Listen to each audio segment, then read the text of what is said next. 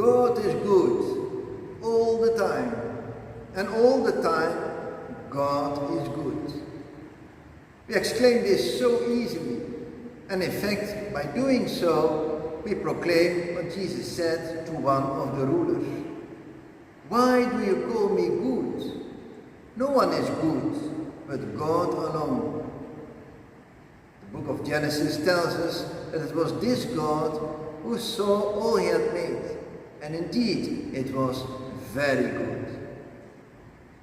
Being created, all of us, you and me, find our dependence on and our origin in this good God. It was Adam who contested this dependence on God, creating the impression that God is a rival who limits our freedom.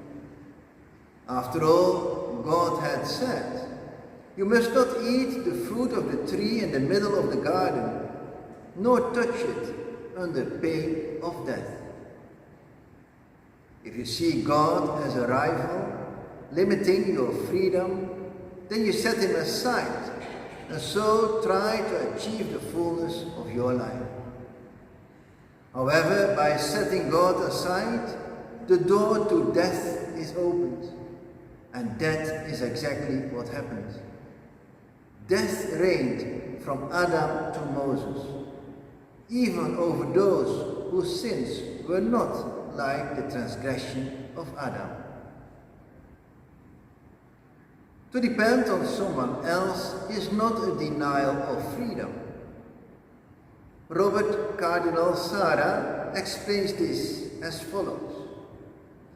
If dependence on someone else is seen as denial of freedom, then every lasting relationship is dangerous, because the other person always becomes a potential enemy. We read of the prophet Jeremiah, "Before I formed you in the womb, I knew you." Indeed, Jeremiah, like everybody else, was given parents upon whom he depended and who educated him. This dependence did not limit the freedom of Jeremiah. If so, orphans would be very free. Looking to your own parents, you might discover that you are dependent through love, which is a gift, a free dependence. I remember well one day, when the topic of discussion was money, I told the other, "I do not owe you anything." Upon which the response was, "You owe me your love."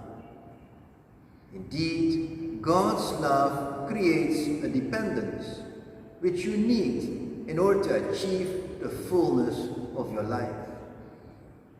Love makes you live. To see God as a rival, living in opposition to God, and as a result, people and even the world are destroyed. However, the light of God disturbs those who prefer to live in darkness. And so Jeremiah, the prophet of the good God, hears many whispering, "Terror is on every side. Denounce him, let us denounce him." Indeed, the Spirit of God, as he speaks through Jeremiah, is not always quiet. The Spirit can disturb so as to make us review our actions and bring them in line with the will of God. Of Padre Pio, it is said that he could read the hearts of people. And so one day, a lady who was very worried about her future wrote to him in order to know and to hear what to do. When the answer of Padre Pio came, she was very excited. She opened the letter, only to read, "Pray often, let your will be done, O Lord." Disappointed, she folded the letter again. She had expected great words and great actions to be done. However, as soon as you can pray from your heart, let your will be done, O Lord, there is no longer need of fear, because the will of God is nothing else than goodness. God is good. Goodness will always triumph. And so the need to do good, no matter the situation. St. Teresa of Calcutta described it so well. People are often unreasonable and self-centered. Forgive them anyway. If you are kind, people may accuse you of selfish motives. Be kind anyway.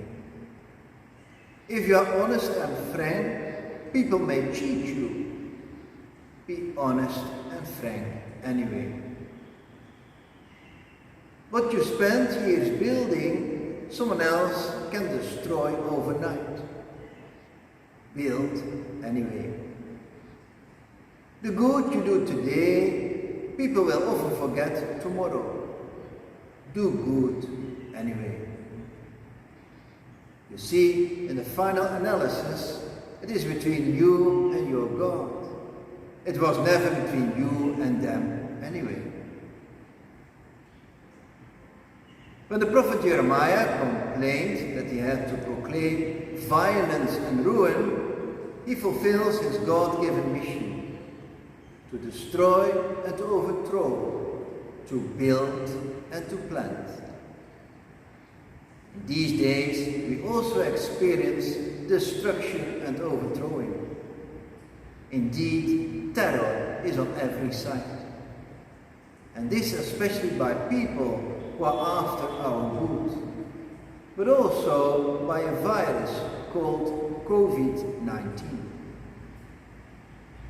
If God allows destruction and overthrowing, then it is not because he is competing with us to gain control over the world.